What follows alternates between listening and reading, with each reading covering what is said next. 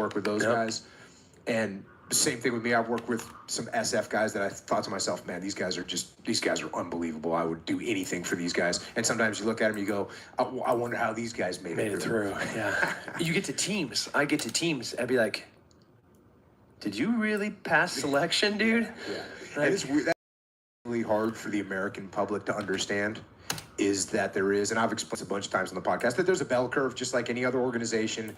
There's the top guys that are, totally badass. guys that just made it through. And then there's a bunch of guys in the middle that are really solid guys that get it done all the time. And then there's a bunch of guys that just, they barely got through and they skate. And that's, that's part of the way it is. Yeah. But one thing I can tell you for sure is the special operations community, I don't limit my respect for the special operations community alone. For me, working with the Army, the conventional Army guys, the Marine Corps. Oh, Marines.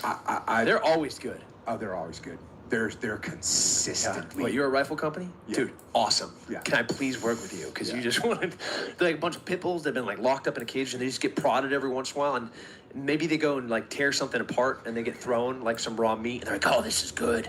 What do I get to kill to get another piece of this meat? Yeah, the Marine Corps really is an outstanding organization. And then there's units within the Army that are unbelievably just squared away, professional, and they have a heritage behind them of glory, for lack of a better word. And so I'm a huge fan of the entire military, of the entire U.S. military. But like you, are you proud to be a SEAL? Yeah, I mean, yeah, yeah. I'm proud to be a Green Beret, and I'm like, when Army plays Navy, like, I don't know crap about football, but I'm like, go, just for crying out loud, beat Navy, for once in this decade, or damn near century. To be honest with you, I literally don't care. And the biggest, when we were in Ramadi working with the Army and with the Marine Corps, those guys, the sacrifices that they made were so, they were so just impressive day to day what these guys did. And, we had, of course, we do have better training. We do have better gear. And yet those Marine Corps platoons and companies would be out there doing, first of all, they're living in the city. We're going back to a little fob. We got a little bit of video games and internet. Huge walls. Great gym. Yeah. Protein powder. Exactly. Yeah. Those guys don't They have got that. any of that. They don't have any of that. We airdropped a pallet of porn and protein to a fire base that a bunch of Marines that like saved our lives when we were like knocking on their gate at 2:00 in the morning. We weren't. We were like 200 meters away and we didn't want them all to murder us and they were going to. Yeah. We're like, please let us in. Our air won't come pick us up. And we got in there like, you guys been eating T-rats? And they're like, yeah. We've been in pretty much a gunfight every single night. Like, yeah, dude, we're taking care of you guys. So God bless all of them. No doubt about that. We're traitors. It's in our DNA to make bold decisions.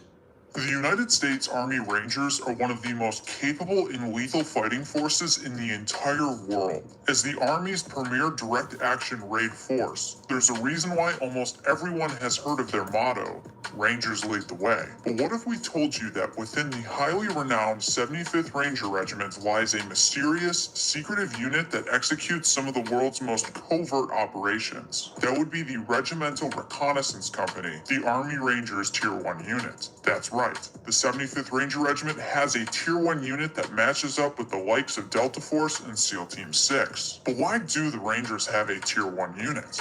What are the differences between a Tier 2 Ranger and a Tier 1 Ranger? And what do both bring to the table in the world of SOF? We're going to answer all those questions for you, and much more. Buckle up. This is Rangers vs. RRC. Before we dive into the differences between the Army Rangers and the RRC, let's make some things clear. First, while the RRC is a part of the 75th Ranger Regiment, specifically in the Special Troops Battalion, for purposes of this video, we will be referring to them like they're two separate entities. Secondly, outside of Tier 1 units, military units don't really refer to themselves by their numbered tier. You don't see the 75th Ranger Regiment referring to themselves as a Tier 2 unit, and you probably won't see the RRC RRC refer to themselves as a Tier 1 unit either. The tier system is generally an unsaid or unwritten way of organizing or marginalizing military units. In a nutshell, the Tier 2 and Tier 1 terms are more for simplicity's sake. The Army Rangers and RRC are more accurately represented by their respective missions, purpose, and funding. A U.S. Army Ranger is someone who has been put to the test both as a soldier and as a person. They're the tip of the spear, having undergone a strict selection process in order to have the honor of being a ranger. While there's a multitude of MOSs that are in the regiment, those that are combat-oriented, such as an 11 Bravo Ranger, have extensive combat training and experience to make them some of America's finest warriors on the battlefield. A Ranger in the RRC takes things a step further.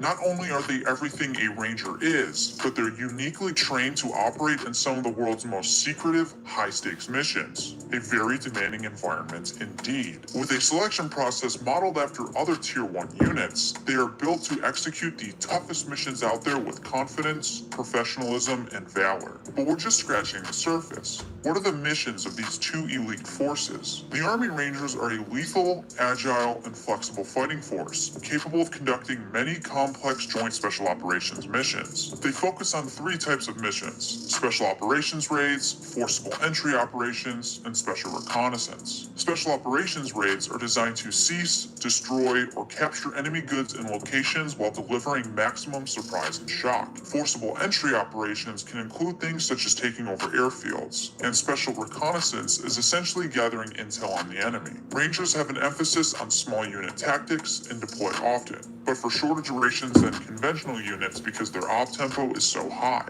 RRC, on the other hand, mainly does what is in its name: reconnaissance. While that might not seem like much on the surface, don't get it twisted. For starters, this isn't your typical recon. The missions they conduct are highly classified. You won't be reading about them in your local newspaper. RRC operators are often tasked with performing reconnaissance for the other Tier 1 units in JSOC, which requires a higher level of intel, analysis, and proficiency to ensure that ops run smoothly. They can be required to travel long, and we mean long, distances, with upwards of 100 pounds of gear in order to accomplish mission needs. While RRC operators still conduct raids, forcible entry ops, and other facets of SOF that you'd expect from a Tier 1 unit, you could say they're less of a brute fighting force like the Rangers are. While both forces are methodical in what they do, an RRC operator is going to have some different skills and training under their belt compared to a Ranger in a Ranger battalion. This is where you'll see the big distinction between a Tier 1 operator and a Tier 2 operator. What do we mean by that?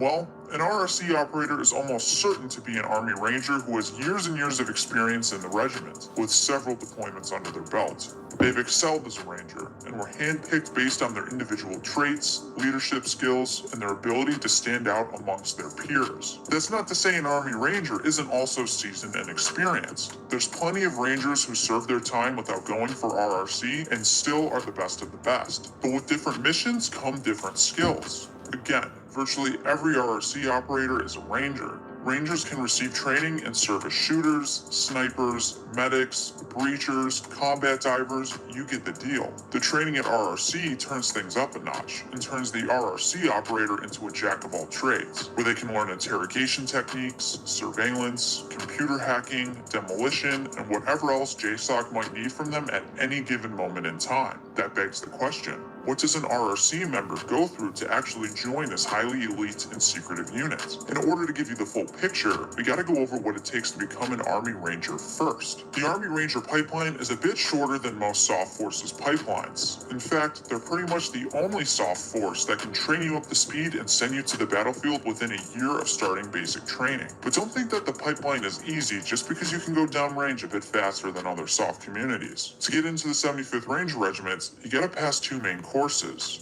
First up, you can attend RASP 1 or RASP 2, which is dependent on your pay grade. RASP is the filter the regiment uses to weed out those who don't make the cut or don't want to be there. Upon completion, you'll get the tan beret and the Ranger scroll. Keep in mind, over half of those who try out don't make it past RASP. Next, you also gotta pass Ranger School, where you get the highly renowned Ranger tab. Not every soldier who gets the Ranger tab is a Ranger, but every Ranger gets the Ranger tab. Now, what about RRC? While RRC does accept people from other communities, for the purpose of this video, we're going to be assuming the individual is already an Army Ranger. First, a prospective RRC operator will have to serve as a Ranger for quite some time and earn their salt in the community like we mentioned before. Then, they'll have to apply for RRC selection and be greenlit to try out. RRC candidates will go through a 2-week-long initial selection in an undisclosed area. If Dettol does nothing, then why do you use it every day? So that nothing happens to us. Because Dettol keeps... Where they will do long distance, advanced land navigation while rucking with around 60 to 70 pounds of weight. Even though everyone who attends this course is in great shape, it still proves to be very challenging. Each day they can easily expect to cover over 12 to 18 miles in mountainous terrain, as well as conducting some fast-paced ruck marches. To top that all off, there's an event where they must ruck roughly 30 to 40 miles, but the actual distance is never disclosed. And if that wasn't enough, they go through a series of psychological evals, interviews, and must pass a review board to move on to the next portion of training. Yeah, that's just phase 1. Phase 2 is going through and completing the 29-week recon training course. Here, candidates will learn the skills they will use to operate as JSOC's reconnaissance asset. Candidates will build the foundations of an RRC operator by learning skills such as military freefall, advanced communications, digital photography, computers, photo editing, fieldcraft and stocks, infiltration and exfiltration methods, close air support, advanced driving techniques, demolition, advanced medical techniques, and tactical man tracking. Tier 1 or Tier 2, Ranger or not, at the end of the day, Army Rangers and RRC operators are invaluable assets to the world of special operations. While an RRC operator might receive more in-depth training in certain areas, don't walk away from this video thinking that an RRC operator is automatically better or more badass than an Army Ranger. Both go above and beyond for our country and are a force to be reckoned with. Rangers lead the way. Interested in becoming a Ranger? Are you trying to get an option? I do some work with some professional sports teams, right? And the only people that they look up to are Tier 1 special operators. You tell a pro NBA player, like, oh, in the NFL they do this, they're like, whatever. They don't care. They want to play video games. They do not care. They want to hang out with their girlfriend or their 4 girlfriends, whatever it is. You tell them Tier 1 operators who do high-risk, high-consequence work and are on deployment schedules that would dissolve you into a puddle of your own tears because it's a vampire schedule. You don't get to sleep when you want to, and you potentially die. You potentially all die, and their running times are faster. Their recovery times are faster. Their shooting accuracy is far better than your shooting accuracy, and that's with a gun and getting shot at. And they go, okay, I'll listen. They look up to Tier 1 operators. That's a fact. And so if you want them to listen, you understand that fact. You look at what Tier 1 operators are doing. That's what professional sports teams are trying to glean that information. I do some work with some professional sports teams, right?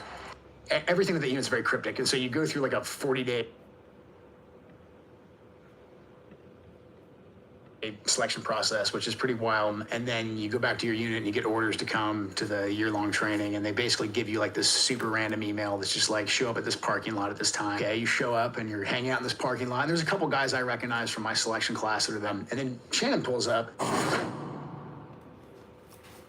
2013, we both